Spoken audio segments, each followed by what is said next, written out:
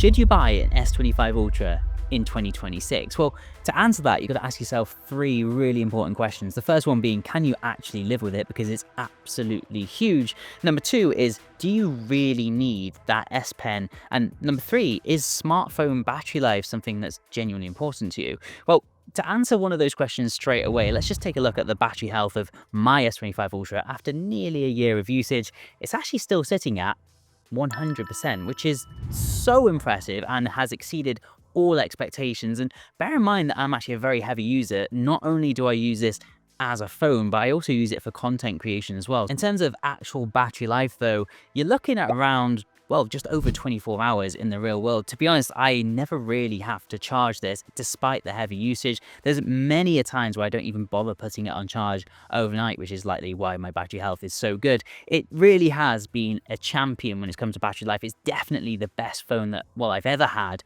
in terms of getting me through the day without having battery anxiety. And I just briefly mentioned charging. There was one kind of under the radar change with the S25 Ultra. It can now hit 45 watt using a 15 volt/3 amp profile, so you don't really need that special 5 amp cable like the older Ultras. A normal good USB-C PD setup is much more likely to give you the full speed, and because it's pushing the same power at a lower current, it can actually be a little bit more efficient, making it run slightly cooler when it's charging. The problem with the charging is that it's not the best in class, which you kind of expect from Samsung's most elite flagship phone. The S25 Ultra will charge from 0 to 100% in around about an hour, and you can get around 50% in approximately 25 minutes. But we've got things like the Motorola Edge 50 Ultra and the Realme GT5, which are hitting 100% in under 15 minutes in some cases, and there's even phones due to hit the market soon that can charge in just 5 minutes, 0 to 100%. So in that respect, the S25 Ultra does start to feel like a bit of a dinosaur. But, and believe me, I'm not trying to suck up to Samsung here, because the battery life is so genuinely good on the S25 Ultra and you can easily make it through a whole day without charging, it kind of doesn't matter. There's not a single point that I can think of where a quick 15-minute 0 to 100% charge would have made any measurable difference to my day or how I use my phone, and that's just the reality of it. Now, camera-wise, I'm not just going to read the spec sheet here, you can do that yourselves. The one word that I'd use to sum up the S25 Ultra is versatile. In general, I'm really happy with the photos that I'm getting out of the S25 Ultra. I think they've got that really easy wow factor, but at times as a creative, that can also be a drawback for me too. Samsung definitely makes the colors pop a little bit too much more often than not. And I've also seen a little bit of over-sharpening as well. This seems to be quite common with Samsung's photos, but for quick snaps at Instagram, for example, this is arguably pretty ideal. In general, the S25 Ultra takes some absolutely fantastic quick point and shoot photos, which require very little effort to make look good. And there's a good amount of dynamic range there as well that only really struggles when you take it into those more extreme conditions. But let's just talk about the reality of the zoom situation. This is always something that Samsung fans use as a defense against iPhone users, and I've got to say that I don't think it really matters all that much. We've got an array of options for sure. We've got that 3x optical, the 5x optical with up to a 10x crop, and then that 100x space zoom, which I just don't really see the point of. In the real world, for me, it provides absolutely no value. Photos are the things that I want to take photos of just come out as AI sloppy messes, which I just can't ever see myself using, to be honest. However, the option is there, and I'm sure some of you will actually make use of that 100x zoom, and I think it is better to have it rather than not, which is why I described the S25 Ultra's camera setup as versatile. You have truly got options for pretty much every scenario. Even the portrait camera is actually pretty good. In reality,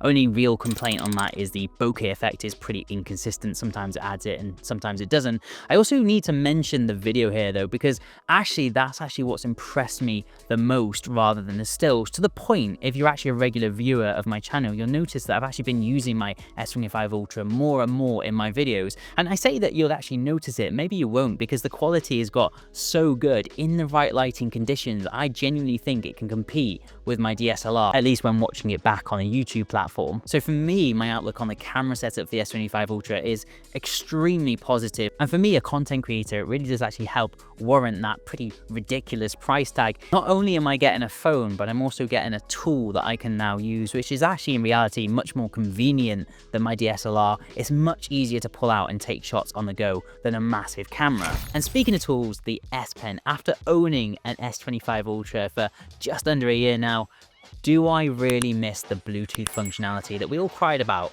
when it was released? And the answer is, yeah, I actually do, genuinely. And I say this for the very same reason I just praised the whole camera setup for the S25 Ultra. It is actually a tool for me, and having a Bluetooth shutter control, for example, on the S Pen would have been a very small but great quality of life improvement. The S Pen in general, though, it's been pretty good. It's one of those things that I'll admit you probably don't use it as much as you think you will, but the few times you do have to use it, it's an absolute lifesaver. I've recently sold a flat in Oxford. I've just bought a new home. I had so many documents to sign. Being able to whip your phone out on the go and get those documents sent back to your solicitor in a blink of an eye without having to print things off really does make such a difference to your life. And it really does warrant, again, spending a little bit more on a phone like this. Because of this, I really want to see Samsung continue on with the S Pen development in future iterations of the Ultra series. It'd be really sad to see it go. I think we're going to get it on the S26 Ultra, but I'm not quite sure after that. It's not all sunshine and rainbows though with the S Pen. There has been one thing that I have noticed in comparison to when I owned a Galaxy Note 10 Plus, and that is that weirdly the S Pen just seems to remove itself from the socket randomly in my pocket. More often than not as well. I've not lost it as of yet, but it's definitely something to be mindful of. And straight away, I'm actually going to touch on one other really controversial point that the reviewers were all picking up on when this was first released, and that is the no Qi2 support. Have I actually missed having that?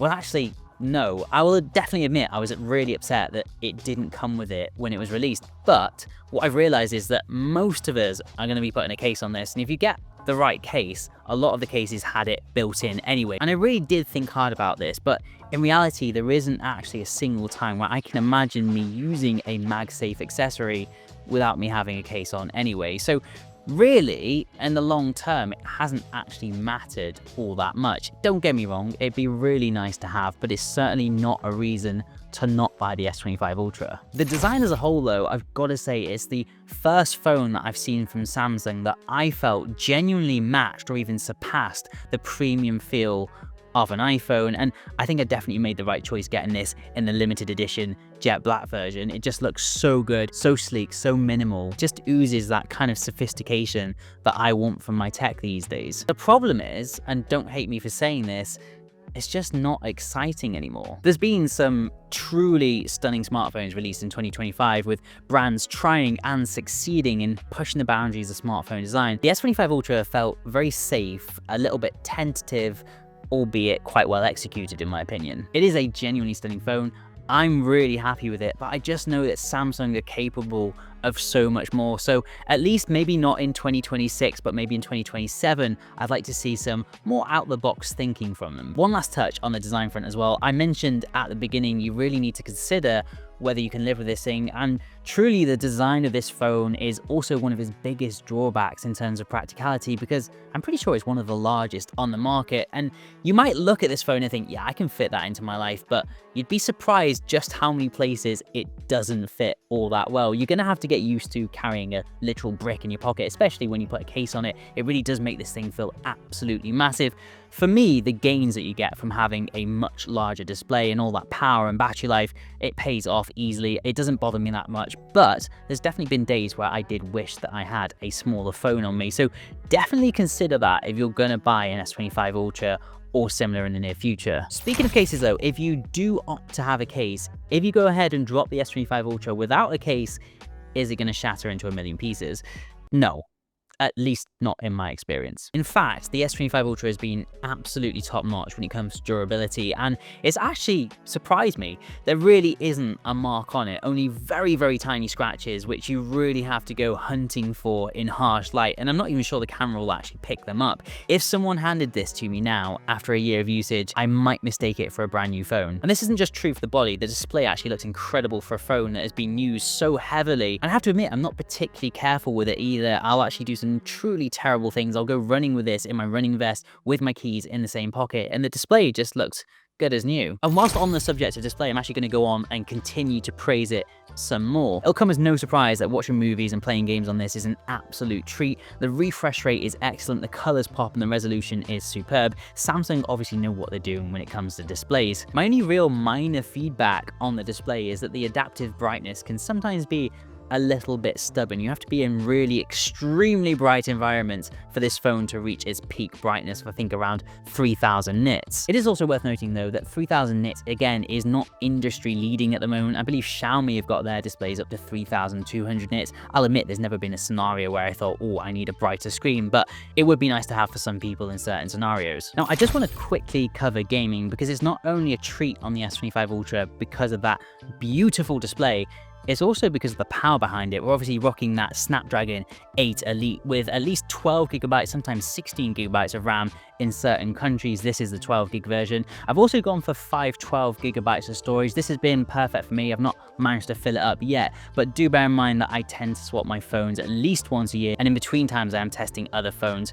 You might actually be better off with 1 terabyte if you're planning to have this phone for a couple of years at the very least. Anyway, this might seem off, but I don't actually have anything to say about the performance of the S25 Ultra. It really does cut through everything with ease, and the most important thing to say is that I've not encountered anything in normal usage where the S25 Ultra has particularly struggled. Sometimes with photos and videos there is a longer processing time than I would like, but that is actually probably due to all those extra AI enhancements that Samsung tends to put on their photos and videos.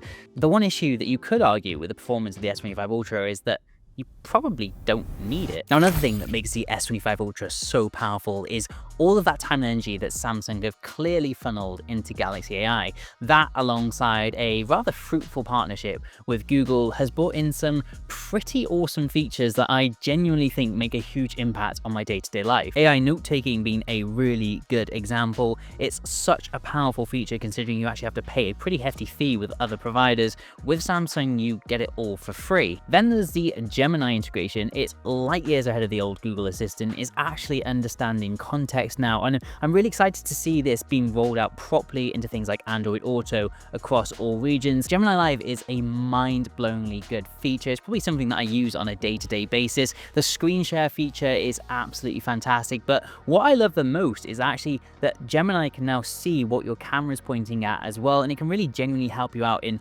real-life scenarios, whether it's fixing something or just quickly whipping up a recipe based off the things it can see that you've got in your fridge and cupboards. And we should probably talk about One UI 8 as well, or soon to be One UI 8.5. And my opinion is very much the same as the design. I think that it's the first time that Samsung have really made me feel that I've got an ultra premium phone. One UI 8 has by far been the best One UI system to be on a Samsung phone, in my opinion. The customization options that you get with it, and then just the sleek look and feel, just really elevates this phone to a new level. It's also brought in some fantastic features, in my opinion. Important stuff like call recording honestly couldn't be easier now, and that now bar is actually something that I'll admit I actually criticized at the beginning because I didn't really understand it, but now I'm starting to see the use. Having your timer just pop up in this little island really does make a genuine difference, and it just feels easy. It's starting to feel like we're truly in an era where we can confidently say that a phone is a bit of everything. With things like Samsung DeX, your phone is now a budget laptop replacement,